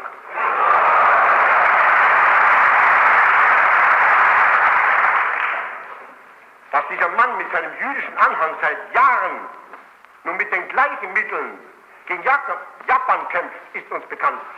Ich brauche sie hier nicht zur Sprache bringen. Auch hier sind dieselben Methoden zur Anwendung gekommen. Erst hetzt dieser Mann zum Krieg, dann fälscht er die Ursachen, stellt willkürliche Behauptungen auf, fügt sich dann in widerwärtiger Weise ein in eine Wolke christlicher Heuchelei und führt so langsam aber sicher die Menschheit dem Krieg entgegen, nicht ohne dann als alter Freimaurer dabei Gott zum Zeugen anzurufen für die Ehrbarkeit seines Handelns. Ich glaube, Sie alle werden etwas eine Erlösung empfunden haben, dass nunmehr endlich ein Staat als erster gegen diese in der Geschichte einmalige unverschämte Misshandlung der Wahrheit und des Rechtes zu jenem Protest tritt, den dieser Mann ja gewünscht hat und über den er sich daher jetzt nicht wundern oder gar beschweren darf.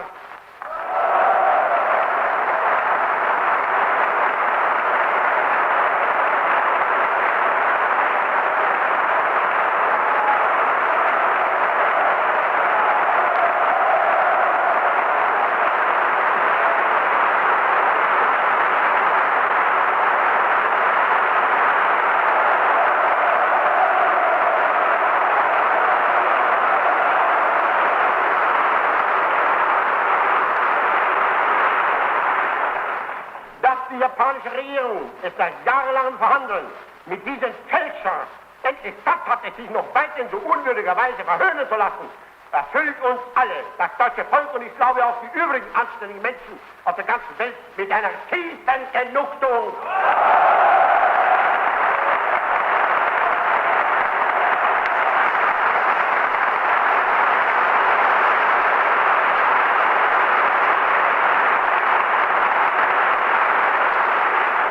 Wir wissen, welche Kraft hinter Roosevelt steht. Es ist eine ewige Jude, der seine Zeit als gekommen erachtet, um das auch an uns zu vollstrecken, was wir in Sowjetrussland alle schaudern, sehen und erleben mussten. Wir haben das jüdische Paradies auf Erden nunmehr kennengelernt. Millionen deutsche Soldaten haben einen persönlichen Einblick gewinnen können in ein Land, in dem dieser internationale Jude Mensch und Gut zerstörte und vernichtete. Der Präsident der Vereinigten Staaten mag das vielleicht selbst nicht begreifen. Dann spricht es nur für seine geistige Beschränktheit. Wir aber wissen, dass dies das Ziel seines ganzen Kampfes ist.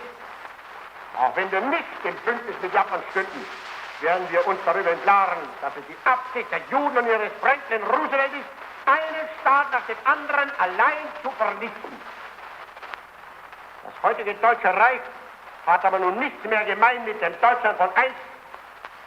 Wir werden daher auch von unserer Seite nun das tun, was dieser Provokateur seit Jahren zu erreichen versuchte.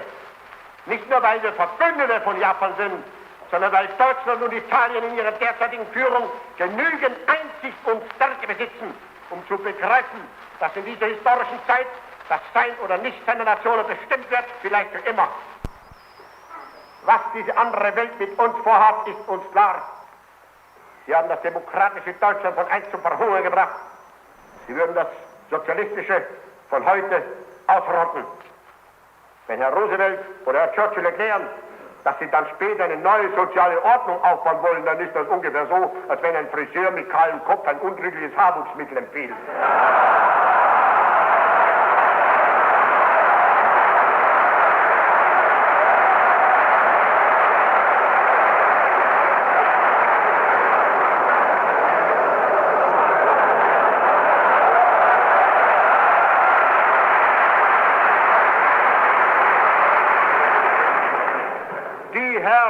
Die in den sozial rückständigsten Staaten leben, hätten statt für Kriege zu hetzen, sich um ihre Erwerbslosen kümmern sollen. Sie haben in ihren Ländern Not und Elend genug, um sich dort im Sinne einer Verteilung von Lebensmitteln zu beschäftigen. Was das deutsche Volk betrifft, so braucht es weder von Herrn Churchill noch von einem Herrn Roosevelt oder gar von einem Mr. Eden Almosen, sondern es will nur sein Recht.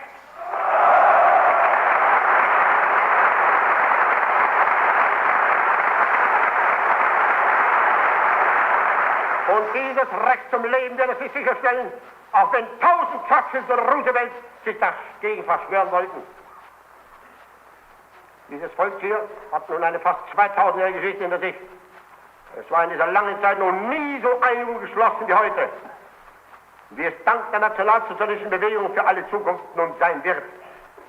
Es war aber auch vielleicht noch nie so hellsehend und selten so ehrbewusst.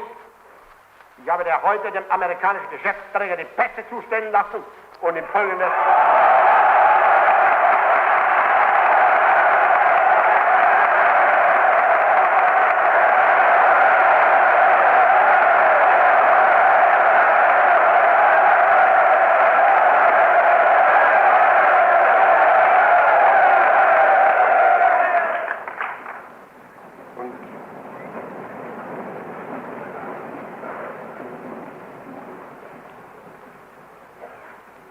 im Verfolg der immer weiteren Ausdehnung einer auf unbegrenzte Weltherrschaftsdiktatur gerichteten Politik des Präsidenten Roosevelt sind die Vereinigten Staaten von Amerika im Verein mit England vor keinem Mittel zurückgewichen, um dem deutschen, dem italienischen und auch dem japanischen Volk die Voraussetzungen ihrer natürlichen Lebenserhaltung zu bestreiten.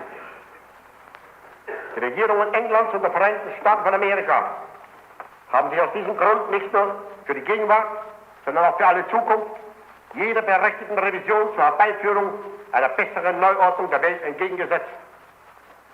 Seit Kriegsbeginn hat sich der amerikanische Präsident Roosevelt in steigendem Maß eine Reihe schwerster völkerrechtswidriger Verbrechen zu Schulden kommen lassen. Gesetzlose Übergriffe auf Schiffe und sonstiges Eigentum deutscher und italienischer Staatsbürger verbanden sich mit der Bedrohung der willkürlichen Beraubung der persönlichen Freiheit der Betroffenen durch Internierungen. Wie sie auch sonst weiter verschärften Angriffe des Präsidenten der Vereinigten Staaten Roosevelt führten am Ende so weit, dass er der amerikanischen Marine den Befehl erteilte, entgegen allen Völkerrechtsbestimmungen Schiffe deutscher und italienischer Nationalität überall sofort anzugreifen, zu beschießen und sie zu versenken. Amerikanische Minister rühmten sie auch, auf diese verbrecherische Weise die deutschen U-Boote vernichtet zu haben. Deutsche und italienische Handelsschiffe wurden von amerikanischen Kreuzern überfallen, gekappert und ihre friedliche Besatzung in Gefängnisse abgeführt. Ohne jeden Versuch einer amtlichen Widerlegung von Seiten der amerikanischen Regierung wurden aber darüber hinaus nunmehr in Amerika der Plan des Präsidenten Roosevelt veröffentlicht, spätestens im Jahre 1943 Deutschland und Italien mit militärischen Machtmitteln in Europa selbst angreifen zu wollen. Dadurch ist das aufrichtige und vom beispielloser Langmut zeugende Bestreben Deutschlands und Italiens, trotz der seit Jahren erfolgten unerträglichen Provokationen durch den Präsidenten Roosevelt, eine Erweiterung des Krieges zu verhüten und die Beziehungen zu den Vereinigten Staaten aufrechtzuerhalten, zum Scheitern gebracht worden. Deutschland und Italien haben dem gegenüber sich nunmehr endlich gezwungen gesehen, getreu den Bestimmungen des Drei-Mächte-Paktes vom 27. September 1940, Seite an Seite mit Japan den Kampf zur Verteidigung und damit zur Erhaltung der Freiheit und Unabhängigkeit ihrer Völker und Reiche gegen die Vereinigten Staaten von Amerika und England gemeinsam zu führen.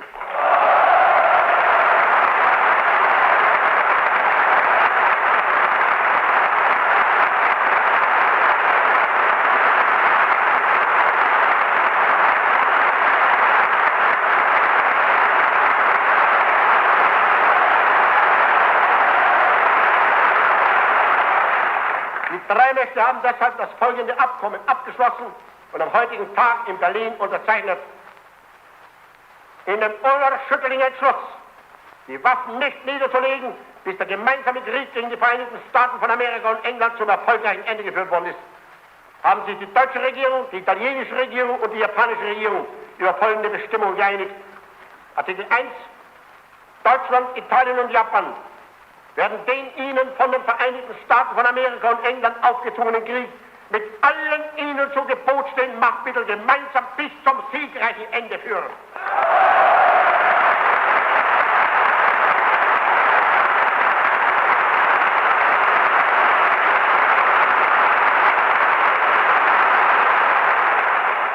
Artikel 2.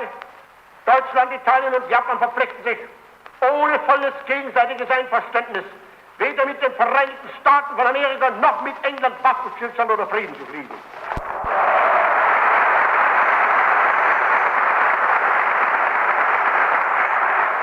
Artikel 3. Deutschland, Italien und Japan werden auch nach siegreicher Beendigung des Krieges zum Zweck der Herbeiführung einer gerechten Neuordnung im Sinne des von ihnen am 27. September 1940 abgeschlossenen Drei-Mächte-Pakts auf das engste zusammenarbeiten.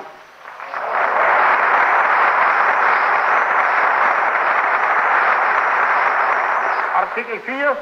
Dieses Abkommen tritt sofort mit seiner Unterzeichnung in Kraft und bleibt ebenso lange wie der Drei-Mächte-Pakt vom 27. September 1940 in Geltung. Die hohen vertragsschließenden Teile werden sich rechtzeitig vor Ablauf dieser Geltungsdauer über die weitere Gestaltung ihrer im Artikel 3 dieses Abkommens vorgesehenen Zusammenarbeit verständigen.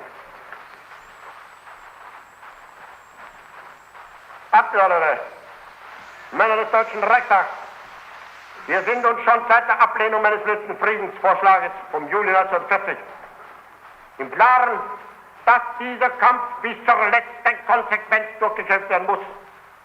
Dass sich die angelsächsisch-jüdisch-kapitalistische Welt mit dem Bolschewismus dabei in einer Front erfindet, ist für uns Nationalsozialisten keine Überraschung. Wir haben sie im Innern stets in der gleichen Gemeinschaft gefunden. Allein wir haben diesen Kampf im Inneren erfolgreich bestanden und unsere Gegner endlich nach 16-jährigem Ringen um die Macht vernichtet. Als ich mich vor 23 Jahren entschloss, in das politische Leben einzutreten, um die Nation aus ihrem Verfall wieder emporzuführen, war ich ein namenloser, unbekannter Soldat. Viele unter Ihnen wissen, wie schwer die ersten Jahre dieses Kampfes gewesen sind. Der Weg der kleinen Bewegung von 7 Mann bis zur Übernahme der verantwortlichen Regierung am 30. Januar 1933 war ein so wundersamer, dass nur die Vorsehung selbst durch ihren Segen dies ermöglicht haben kann. Heute stehe ich an der Spitze des stärksten Heeres der Welt, der gewaltigsten Luftwaffe und einer stolzen Marine. Hinter mir und um mich als eine verschworene Gemeinschaft weiß ich die Partei.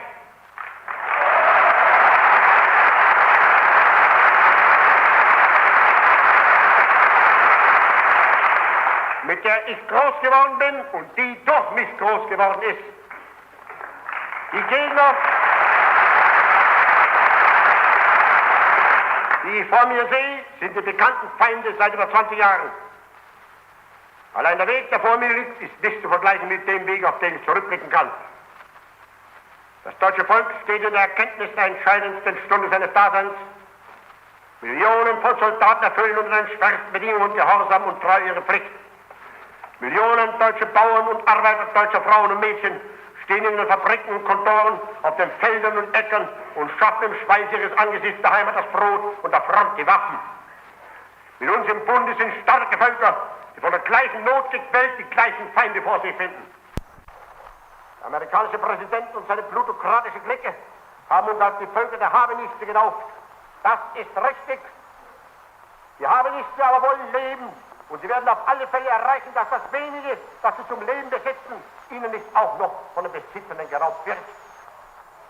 Sie kennen meine Parteigenossen, meine unerbittliche Entschlossenheit, einen einmal begonnenen Kampf bis zum erfolgreichen Ende durchzuführen.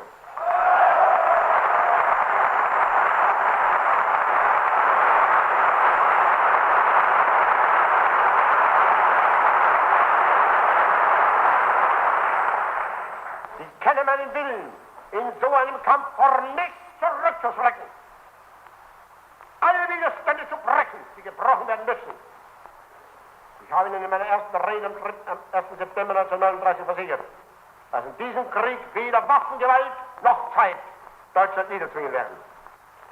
Ich will meinen Gegnern auch versichern, dass uns nicht nur die Waffengewalt oder die Zeit nicht bezwingen werden, sondern dass uns auch kein innerer Zweifel wankend machen kann in der Erfüllung unserer Pflicht. Wenn wir an die Opfer unserer Soldaten denken, an ihren Einsatz, dann ist jedes Opfer der Heimat gänzlich belanglos und unbedeutend. Wenn wir aber die Zahl all jener uns überlegen, die in den Generationen schon vor uns für des deutschen Volkes Bestehen und Größe gefallen sind, dann wird uns erst recht die Größe der Pflicht bewusst, die auf uns selbst lastet. Wer aber dieser Pflicht sich zu entziehen beabsichtigt, der hat keinen Anspruch darauf, in unserer Mitte als Volksgenosse bewertet zu werden. So wie wir mitleidlos hart gewesen sind im Kampf um die Macht, werden wir genauso mitleidlos und hart sein im Kampf um die Haltung unseres Volkes. In einer Zeit, in der Tausende unserer besten Männer, Väter und Söhne unseres Volkes fallen, soll keiner mit dem Leben rechnen, der in der Heimat die Opfer der Front entwerfen will.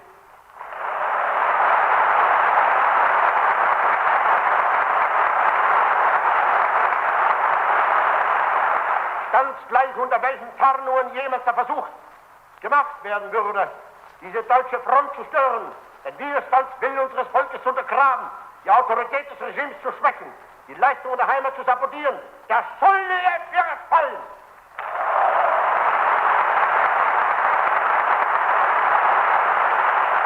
Nur mit einem Unterschied, dass der Soldat an der Front dieses Opfer in höchster Ehre bringt, während der andere, der dieses Ehrenopfer entfernt hat, in Schande stirbt. Unsere Gegner sollen sich nicht täuschen. In den 2000 Jahren der uns bekannten deutschen Geschichte ist unser Volk niemals geschlossener und einiger gewesen als heute.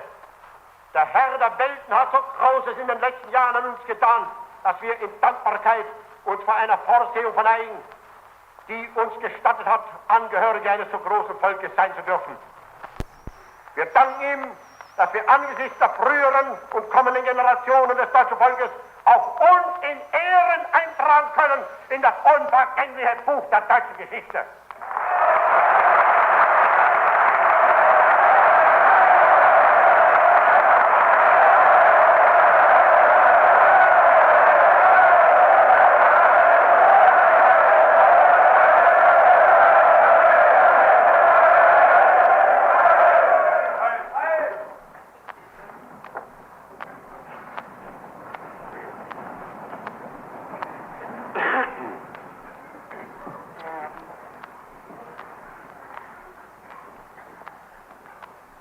Führer, Männer des Deutschen Reichstages. Wiederum darf ich Dolmetsch des Reichstages sein und damit Dolmetscher unseres ganzen Volkes. Wie gewaltig die Zeit ist, in der wir leben, hat der Führer eben in ebenso gewaltiger Weise vor uns ausgeführt. Welch riesige Siege unsere Truppen errungen haben, ist jedem von uns bekannt. Waffentaten wurden vollbracht, die sich in jeder Weise anreihen können an die größten Waffentaten unserer glorreichen Vergangenheit. Ein Weltkrieg ist ausgebrochen im wahrsten Sinne des Wortes. Ein Krieg zwischen zwei Welten, wie es der Führer sagte. Der Welt des Aufbaus und der Welt der Verwesung. Sie, mein Führer, haben uns eben den Heldenkampf unserer Kämpfer und unserer Truppen noch einmal ins Gedächtnis gerufen, ihrer gedacht und ihnen gedankt. Sie haben weiter soeben wieder das Recht unseres Volks erneut gesichert und festgestellt. Ich darf nun Ihnen, mein Führer, als rangältester Soldat unserer Wehrmacht, Ihnen als unserem obersten Kriegsherrn danken und aussprechen, was Sie für uns Soldaten alles getan haben. Wir kennen Ihre gewaltigen Gedanken, sowohl für die Führung dieser Kämpfe als für die gewaltige Rüstung, die Sie für diese Kämpfe geschmiedet haben. Ich kenne vielleicht aber auch besser wie jeder andere Ihre unvergleichlichen großen Sorgen, die Sie bei Tage und bei Nacht für unser Volk, für das Reich und für seine Wehrmacht getragen haben.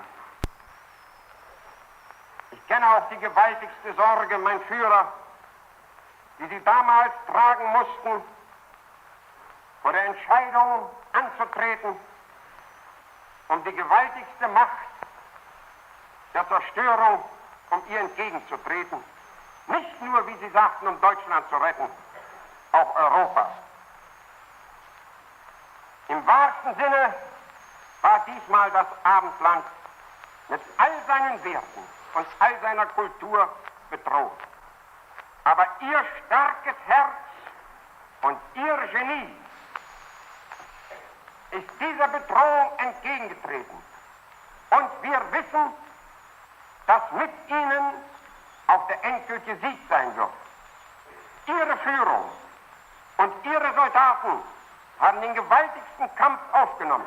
Einen Kampf, dem, das dürfen wir mit Stolz sagen, keine Weltmacht, keine Wehrmacht der Welt hätte führen können. Unbegrenzbar ist unser Vertrauen, glühend unser Dank und unerschütterlich unsere Treue. Wehrmacht und Volk sind ein granitner Block, auf dem Sie feststehen können, mein Führer. Was auch immer Sie fordern, es wird erfüllt werden. Jedes Opfer, das sein muss, wird gebracht, bis der Sieg erreicht ist. Und dass wir die Zuversicht dieses Sieges in uns tragen, genauso wie Sie, mein Führer, jeder einzelne Ihres Volkes, das wissen Sie. Stärker denn je zuvor. Und dass Sie, mein Führer, der Garant dieses Sieges sind, das haben wir Ihnen schon oft zujubeln dürfen.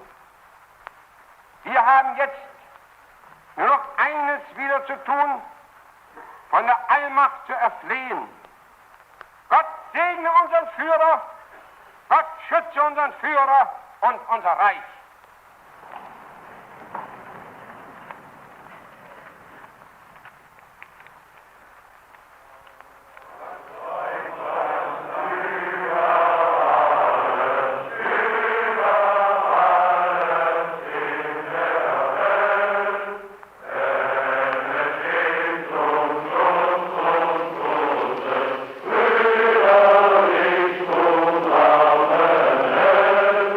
Oh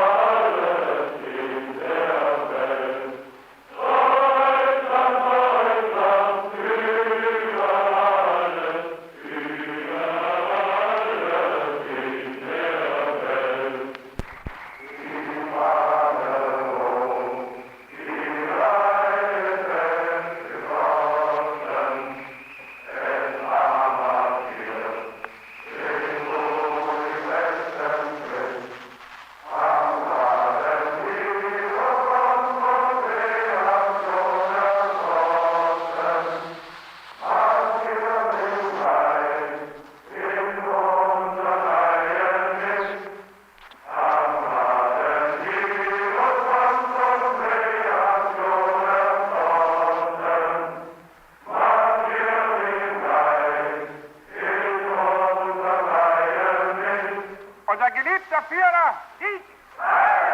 Sieg! Sieg!